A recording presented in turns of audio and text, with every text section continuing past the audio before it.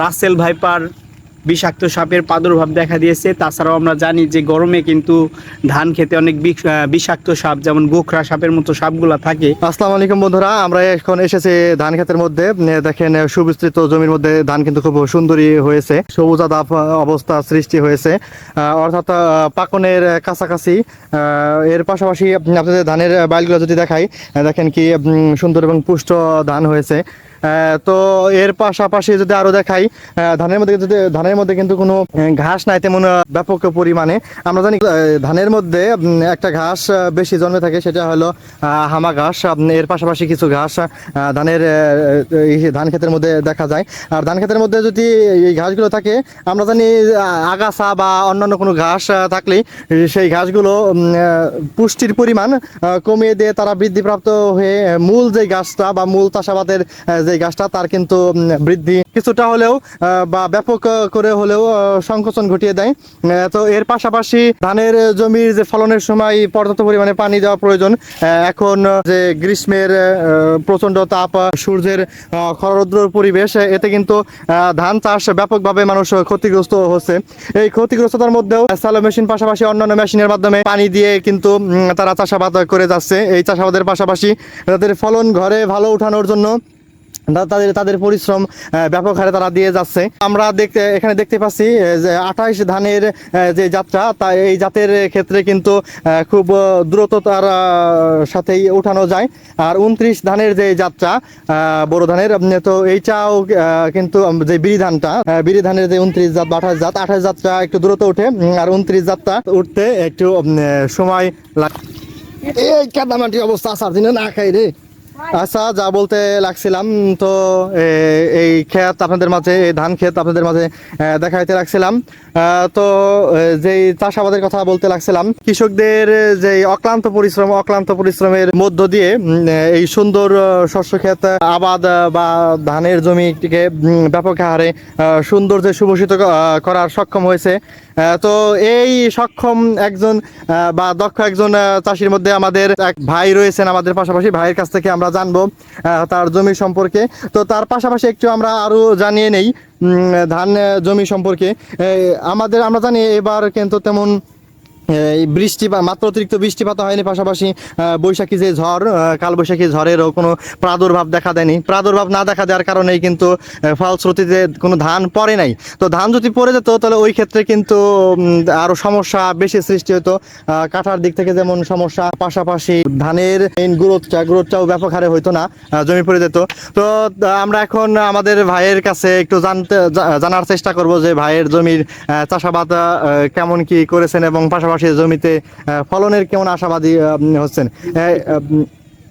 তো আমরা একটু ভাইয়ের সাথে একটু কথা বলবো। আসসালামু আলাইকুম ভাই। ওয়ালাইকুম আসসালাম। কেমন আছেন ভাই আপনি? আলহামদুলিল্লাহ ভালো, আপনি কেমন আছেন? এই তো আলহামদুলিল্লাহ ভালো আছি। আপনাকে দেখে খুব হাসি খুশি মনে হচ্ছে, হাতে আবার লাঠিও দেখতেছি। তা লাঠি কিসের জন্য ভাই? ও, লাঠিটা আসলে আপনারা জানতে পারেন যে আমাদের কিন্তু এই ফরিদপুর জেলায়, বিশেষ করে চরাঞ্চলে, যদিও আমাদের এদিকে কম, রাসেল ভাইপার বিষাক্ত সাপের প্রাদুর্ভাব দেখা দিয়েছে। তাছাড়াও আমরা জানি যে গরমে কিন্তু ধান খেতে অনেক বিষাক্ত সাপ যেমন গোখরা সাপের মতো সাপগুলা থাকে। তাই এই লাঠিটা যদি হাতে নিয়ে একটু খটখট শব্দ করে যদি একটু আগানো যায়, এই শব্দে হয়তো বা ওরা সরে যায়, পরে ওইখান থেকে অনেকটা ঝুঁকিমুক্ত থাকা যায়। এটা হচ্ছে আমাদের যে গ্রামীণ মুরব্বী প্লাস বয়স্ক যারা আছে তাদের একটা সাজেশন মূলত এই উদ্দেশ্যে। এবং এই ক্ষেতে সাপ থাকার কারণে আমি যদিও গামবুট কিনছি, কিন্তু গামবুট কিনা কিন্তু আসলে একটা বিরক্তিকর বিষয়। তবু আমি মনে করি গরমের মধ্যে এই ধান খেতে আসলে সবারই গামবুট পায়ে দিয়ে আসা উচিত। তো ভাই, আপনার সতর্কতা এবং বিচক্ষণতা খুবই ভালো লাগলো। তো এই যে আপনি বিচক্ষণ মনোভাব দেখালেন, তার মানে আপনার ফলন বা চাষাবাদ আরো বিচক্ষণতার সাথে পাশাপাশি দক্ষতার সাথে করার চেষ্টা করছেন। তো আপনার ধান যে চাষাবাদ করছেন, জমি প্রতি বা বিঘা প্রতি আপনার ধানের ফলন কেমন দেখছেন এইবার? ফলন আসলে আমি তো হচ্ছে নবীন কৃষক, আমি এবছরই, কিন্তু এর আগে কখনো ধান চাষ করি নাই। গত বছর ছিল এই জমিতে সামান্য পরিমাণে, এই বছরে এই চাষের পরিমাণ আর একটু বাড়ানো হয়েছে। এই ক্ষেত্রে এখানে প্রায় 2 বিঘা 3 বিঘা 15 কাঠার মতো ধান আছে। তো আসলে আমার চারাটা রোপণ করার সময় একটু বয়স্ক চারা ছিল, এই ক্ষেতের ফলনটা ওইরকম ভালো হয় না। তবে এখানে ফসলটা অনেক ভালো হয়েছে সবাই বলতেছে। তো আমি আশাবাদী ইনশাল্লাহ এখানে যদি ভালো ফলন হয় তো টোটাল এই বিঘা প্রতি 30-32 মনের বেশি ধান হবে ইনশাল্লাহ। তো এর পাশাপাশি আপনি যে করছেন খরচের সাথে আপনি আশাবাদী কেমন যে এবার আপনার খরচ উঠবে কেমন বা লভ্যাংশ থাকবে কেমন কি? আসলে এই বছর তো ধানের যে ফলন এই বছর কিন্তু আসলে খরার কারণে আমরা কিন্তু সাধারণত মেশিন ডিজেল চালিত যে মেশিন ওইটা দিয়ে আসলে খেতে পানি দেওয়া হয়। এর খরার কারণে কিন্তু অনেক বেশি পানি আমাদের খেতে লেগেছে, যেখানে সাধারণত 1.5 থেকে 2 লিটার তেল হলে সেখানে আমরা 4 লিটার বা 4.5 লিটার মতো প্রত্যেক দিন এখন তেল যাচ্ছে, যার কারণে খরচটা একটু বেড়ে গেছে। তো আশাবাদী ইনশাল্লাহ ধানের ফলন যদি 1200 থেকে 1300 বা 1400 টাকা থাকে, আশা করি যে সব খরচ মিটার পরে কিছু লাভ থাকবে ইনশাল্লাহ। তো ভাই আপনার দক্ষতা আমার কাছে খুবই ভালো লাগলো। পাশাপাশি আপনার চাষাবাদের যে পদ্ধতিটা পানি দিতেছেন বিকালবেলা, তো এই বিকালবেলা আমরা জানি যে বিকালবেলা পানি দেওয়ার একটা সুফল রয়েছে, কারণ রাত্রে পানির বাষ্পীভবন খুবই কম হবে। তো আপনি যে বিকালবেলা পানি দিতেছেন এইটা আপনি সাধারণ অন্য কৃষকদের জন্য কি জানাইতে চান? আসলে এটা নিয়ে আমার কোনো, আসলে আমি কিন্তু একজন নবীন কৃষকের পাশাপাশি একজন স্টুডেন্ট, আমি পড়াশোনা করি, প্লাস আমার স্টুডেন্ট আছে, তাদেরও পড়াশোনার বিষয়ে সময় দিতে হয়। আমি সকালে মূলত পানি দিতে পারি না, হচ্ছে এই আমার সকালে পড়ানো আছে প্লাস নিজের পড়া আছে, এই জন্য আমি সকালে খেতে পানি দিতে পারি না। এই জন্য মূলত এই বিকালের টাইমটা বেছে নেওয়া, তারপরেও রাতে বিকালবেলা কিন্তু আসলে পানি দেওয়ার যদি অনেক উপকারিতা আছে।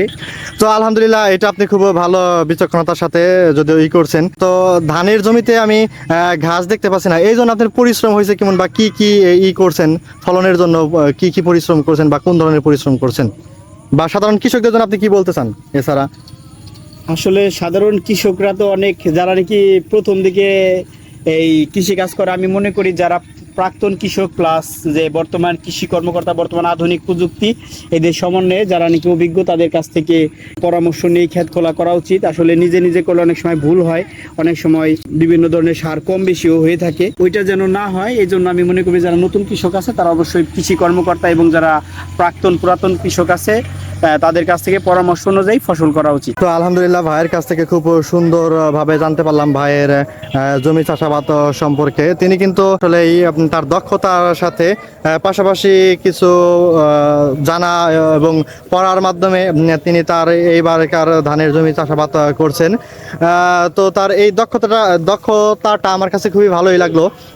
তো আপনারা অন্যান্য যারা কৃষক আছেন আমাদের এই চ্যানেলটির সাথে থাকার চেষ্টা করবেন, কেননা এই চ্যানেলটিতে পরবর্তীতে ধান চাষ বা অন্যান্য চাষাবাদের ক্ষেত্রে কখন কি করা প্রয়োজন বা কোন কৃষিবিদের কি পরামর্শ, বা এছাড়াও ধান চাষ বা অন্যান্য চাষের জন্য সারের ব্যবস্থাপনা, কৃষি ব্যবস্থাপনা বা কৃষায়ন বা গৃহায়নের জন্য কি কি ব্যবস্থা করা প্রয়োজন ফসলি জমি বা ফসল আবাদের ক্ষেত্রে আপনাদের জানানোর চেষ্টা করব।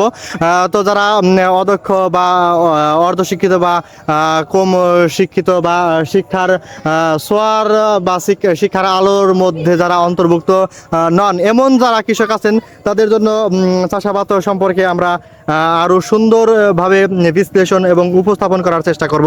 তা আপনাদের প্রতি রিকোয়েস্ট রইল আমাদের এই ভিডিওর প্রতি আপনারা লাইক দিবেন এবং কমেন্ট করবেন। যদি আপনাদের কোনো লেখার প্রয়োজন হয় কমেন্ট করবেন, পাশাপাশি অন্যান্য যোগাযোগ মাধ্যমে আমাদের সাথে যোগাযোগ করার চেষ্টা করবেন বা ভয়েস পাঠানোর মধ্যে যোগাযোগ করবেন, এবং আমাদের এই ভিডিওগুলো যদি ভালো লেগে থাকে শেয়ার করার চেষ্টা করবেন। তো আমি ছিলাম আপনাদের মাঝে এই ভিডিও নিয়ে। যদি এই ভিডিও ভালো লেগে থাকে তাহলে আপনারা কিন্তু আমাদের চ্যানেলটি লাইক কমেন্ট এবং শেয়ার করবেন। আপনাদের লাইক কমেন্ট শেয়ারের মাধ্যমেই আমরা কিন্তু অনুপ্রাণিত হব ভিডিও করার প্রতি। তো আমাদের সাথেই থাকবেন। ভালো লাগলো দক্ষ চাষিদের মনোভাবনা, এছাড়াও আপনাদের জমিতেও এর পরবর্তীতে আমরা আসবো ইনশাল্লাহ, আপনাদের কাছ থেকে জানবো আপনাদের প্রাচীন পদ্ধতি বা প্রথাগত যেই পদ্ধতিগুলো আপনারা মেনে আসছেন সেই মাধ্যমে আপনারা কিভাবে জমি চাষাবাদ করে থাকেন বা কিভাবে ভালো ফলন পাচ্ছেন, কিভাবে আপনারা এতদিন যাবত চাষাবাদ করে আসছেন। তো আমরা আশাবাদী আপনাদের আরো আধুনিক থেকে আধুনিকায়নের দিকে আনতে পারবো ইনশাল্লাহ। আপনারা যারা দক্ষতা অসম্পূর্ণ আছেন আপনাদের দক্ষতা বাড়ানোর চেষ্টা করব ইনশাল্লাহ। আপনারা আমাদের জন্য দোয়া করবেন। ভালো থাকবেন, সুন্দর থাকবেন, সুস্থ থাকবেন, নিরাপদে থাকার চেষ্টা করবেন। আপনাদের প্রতি দোয়া রইল, আমাদের প্রতি দোয়া করবেন। আসসালামু আলাইকুম।